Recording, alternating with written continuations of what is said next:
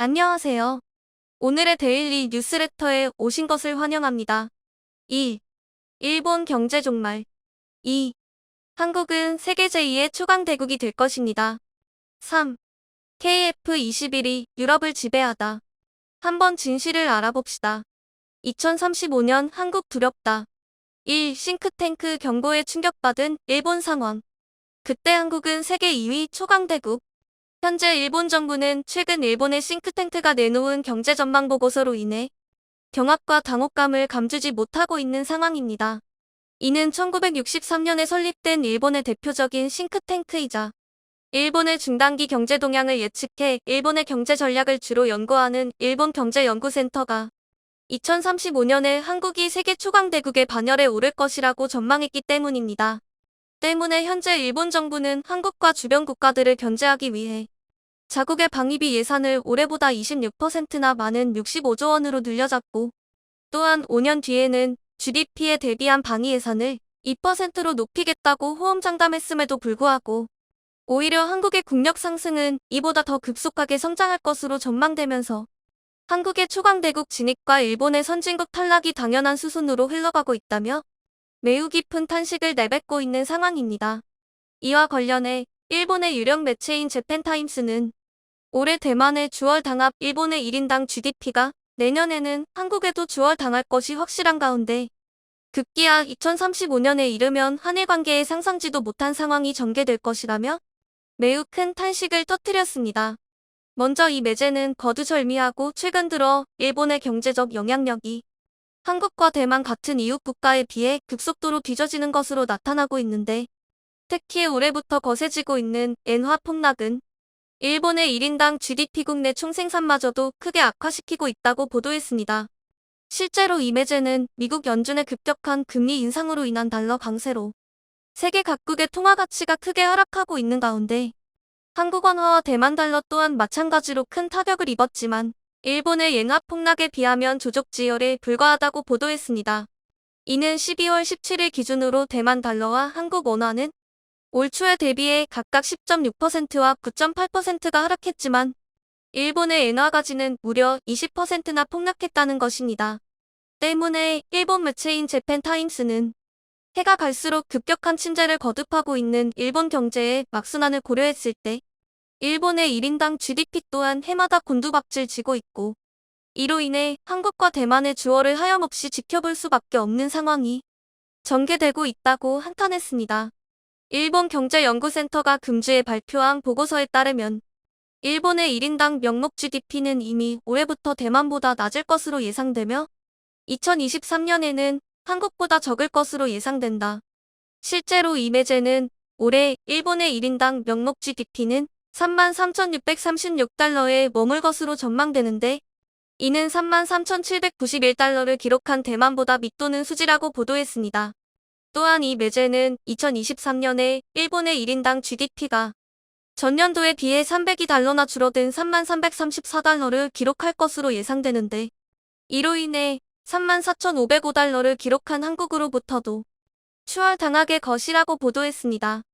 특히 재팬타임스는 당초 이 기관이 이보다 앞서 발간한 보고서에 따르면 한국과 대만이 일본의 1인당 GDP를 2027년에 주월할 것으로 전망했는데 이번 보고서에서는 이 시기가 훨씬 앞당겨질 만큼 일본 경제가 그야말로 막다른 길에 내몰리고 있음을 극명하게 증명해주고 있다고 보도했습니다. 그러면서 일본 매체는 한국과 대만의 일본 주월이 이전의 전망치보다 빠른 속도로 전개되고 있는 것은 바로 일본의 엔화 폭락과 더불어 무역 적자 또한 눈덩이처럼 물어나고 있기 때문이라고 보도했습니다. 세 나라의 환율 차이가 큰 이유 중 하나는 일본의 막대한 무역 적자 때문이다. 한국의 무역 수지는 일본보다 훨씬 낮다. 수출력의 차이가 분명하기 때문이다. 일본의 수출 경쟁력이 확연하게 떨어지고 있다. 뒤이어 일본 매체는 일본의 1인당 GDP가 한국과 대만에 주월당한 것을 놓고 일본 사회 일각에서는 저출산 고령화를 근본적인 이유로 손꼽고 있는데 이는 터무니없는 주장이라고 비판했습니다. 이는 한국 또한 마찬가지로 일본과 같은 문제를 직면하고 있기 때문에 이를 단순한 비교치로 적용하기에는 무리가 따를 수밖에 없다는 것입니다.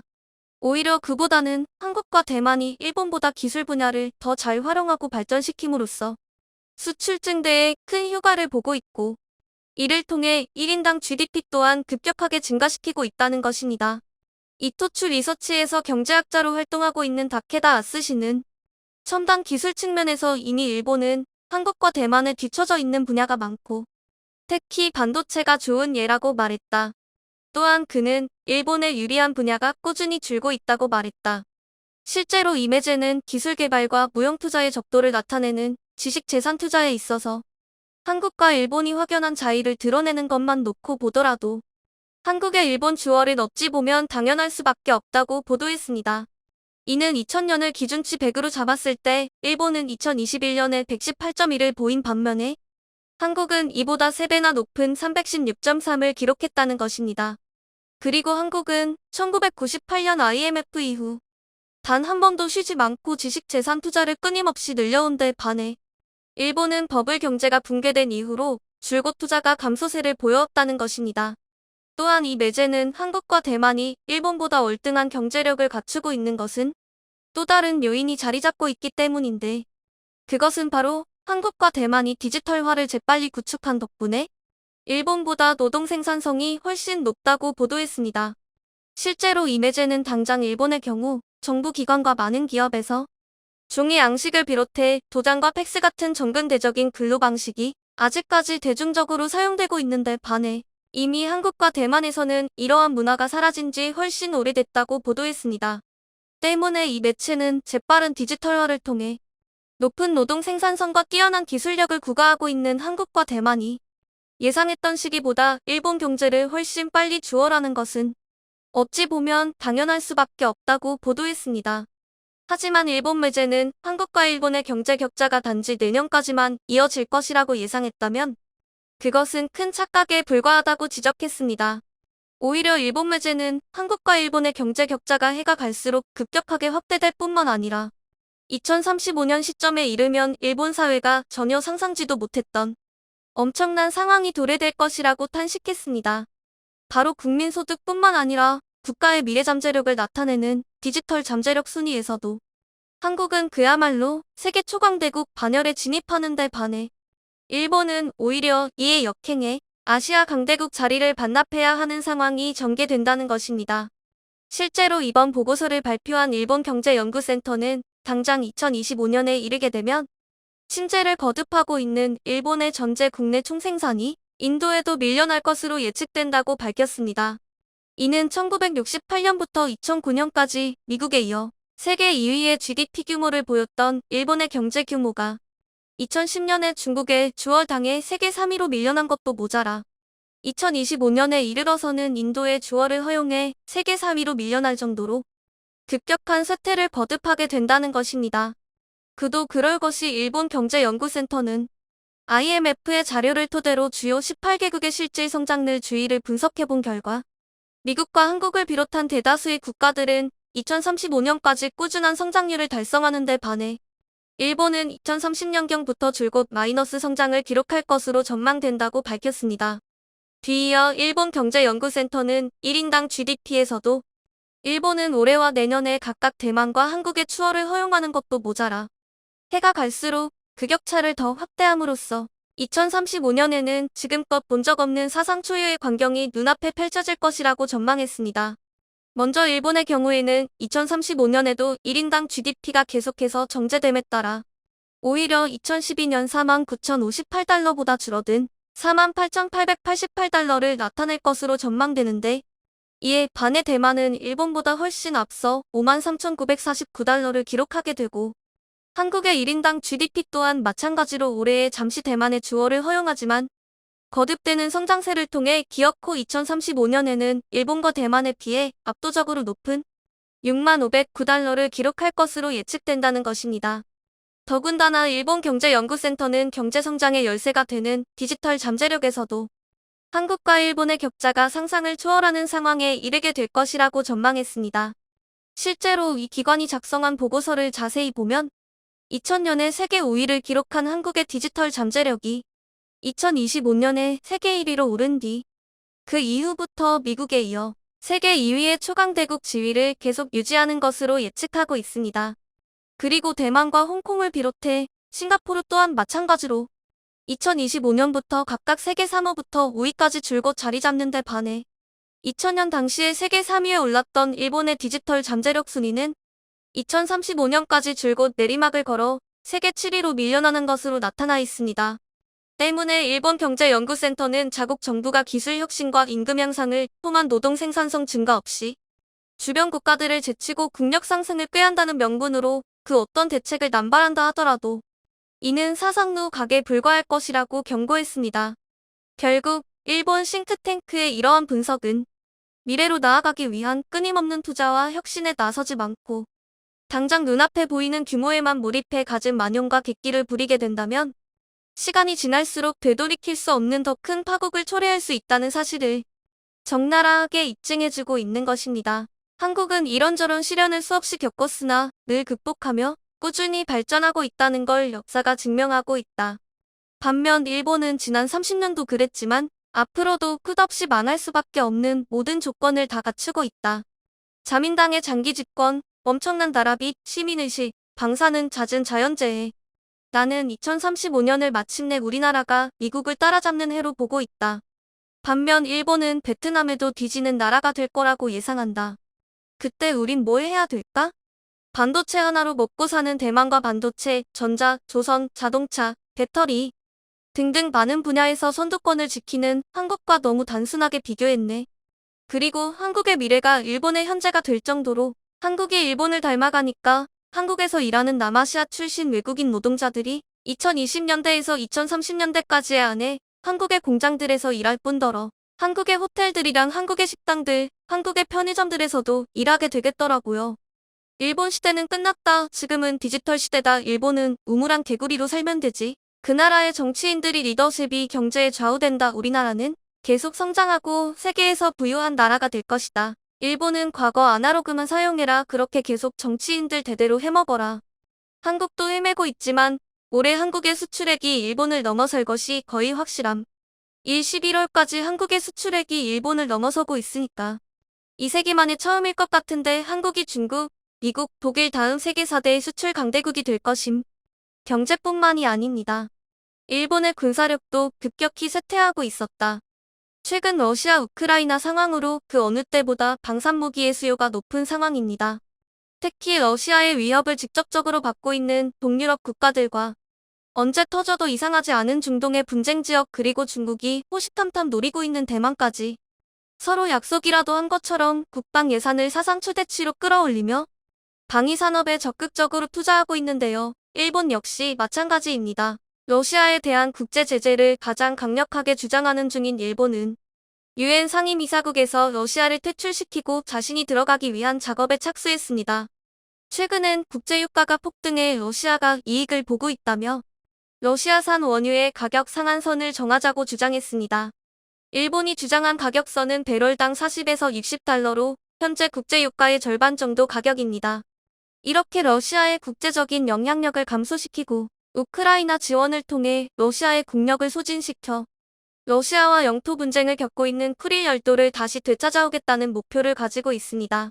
일본은 이런 목적을 가지고 군사 대국화를 천명하며 국방 예산을 2배가량 증가시키는 것을 논의 중입니다. 일본의 집권당인 자민당에선 우크라이나 상황을 빌미로 삼아 그동안 GDP의 1%로 설정되어 있던 국방비를 2%로 올리자는 방안을 정부에 제안했습니다. 단순 계산으로 1년 만에 2배가 오르는 것입니다.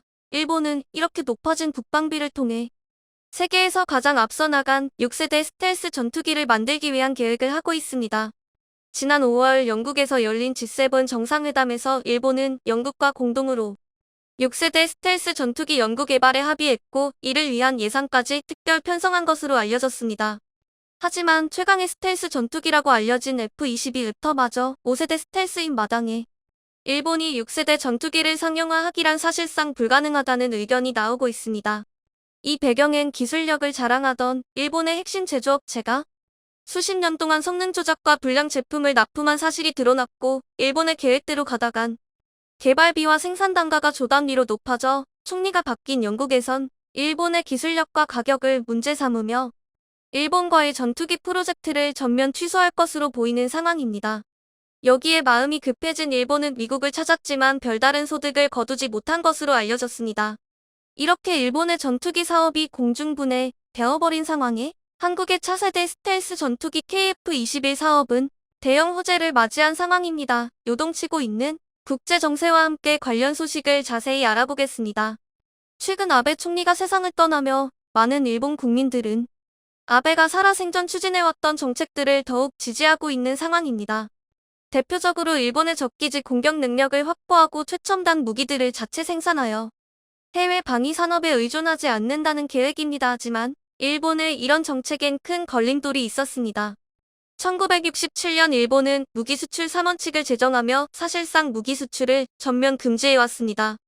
그러나 아베가 집권하던 2014년 당시 무기 수출을 금지하던 조항을 폐지하고 방위 장비로 이름만 바꿔 무기 수출을 장려하고 있습니다.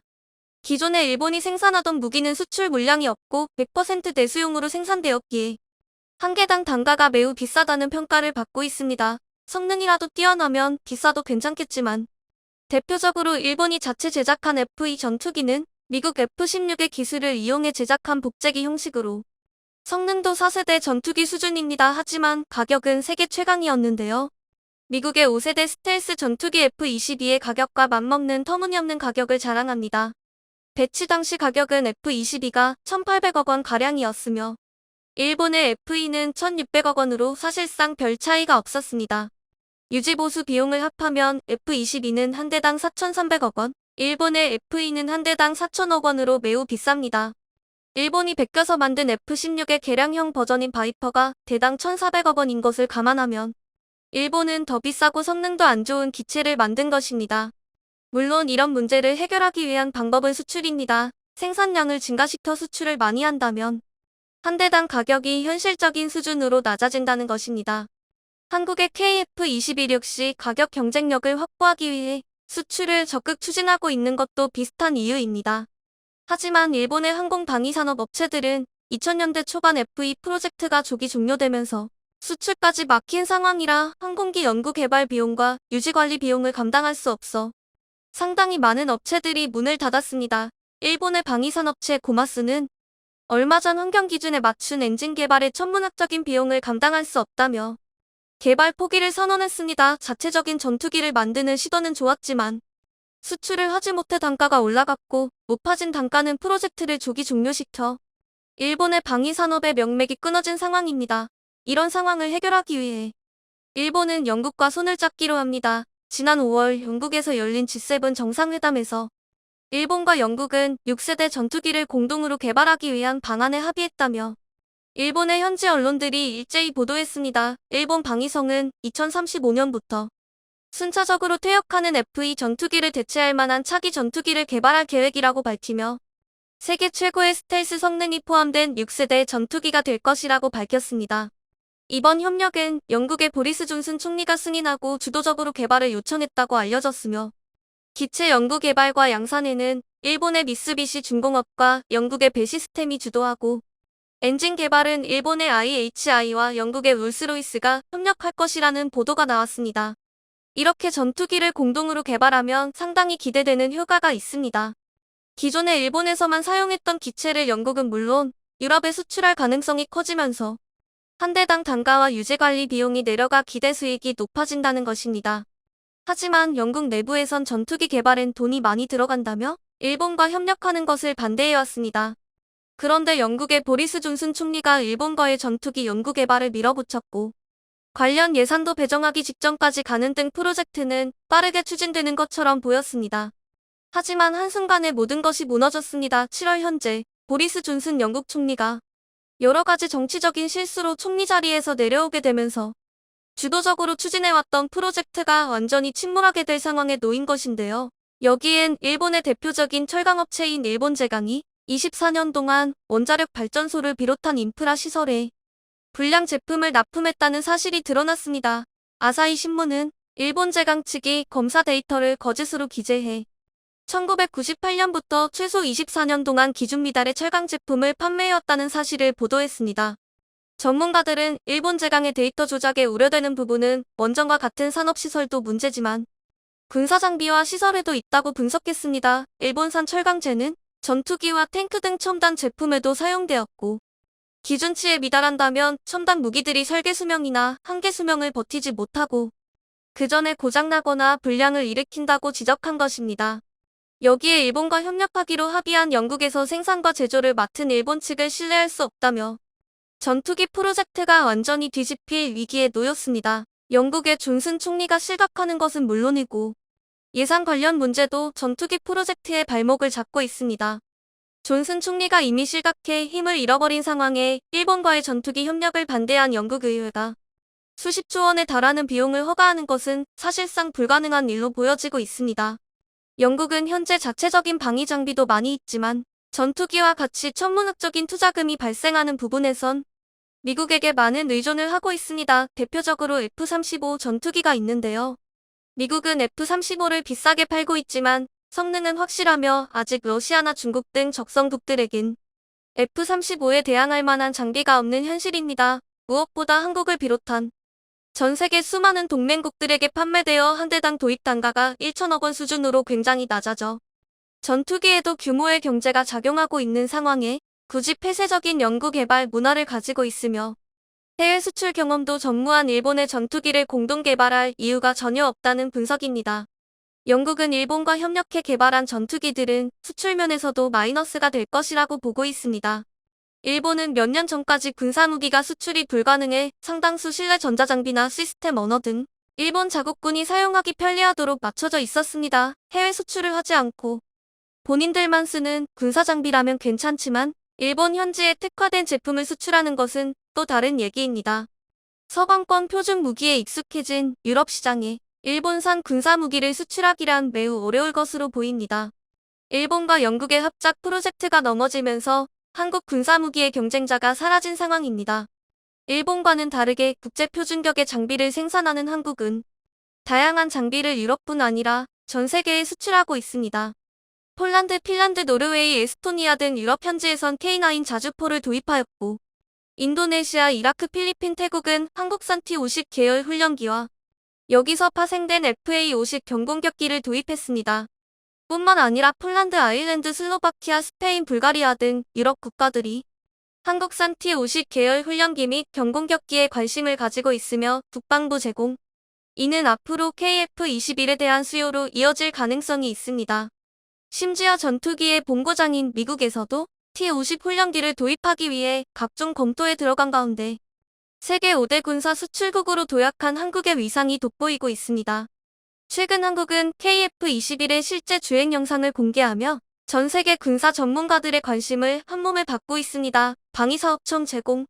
미국 CNN 측에서는 한국산 항공기를 구매해 호평하고 있는 이라크와 필리핀, 태국에선 한국산 무기의 신뢰도가 생겼고 신형 전투기가 필요하다는 상황에서 KF-21이 훌륭한 대안이 될 가능성이 있다고 설명했습니다. 이 밖에도 한국산 무기를 경험해 신뢰감을 쌓은 국가들이 KF-21의 잠재적인 도입국이 될 것이라고 분석하며 노후된 F-16을 대체할 만한 훌륭한 기종이라고 언급했습니다. 비행을 앞두고 있는 KF-21의 포지션은 미국산 전투기보다 저렴하고 부족함 없는 성능을 앞세워 F-16을 대체할 전투기로 전망되고 있습니다. F-35의 최첨단 성능 때문에 미국의 최후 방국이 아니면 구매하지 못하는 상황에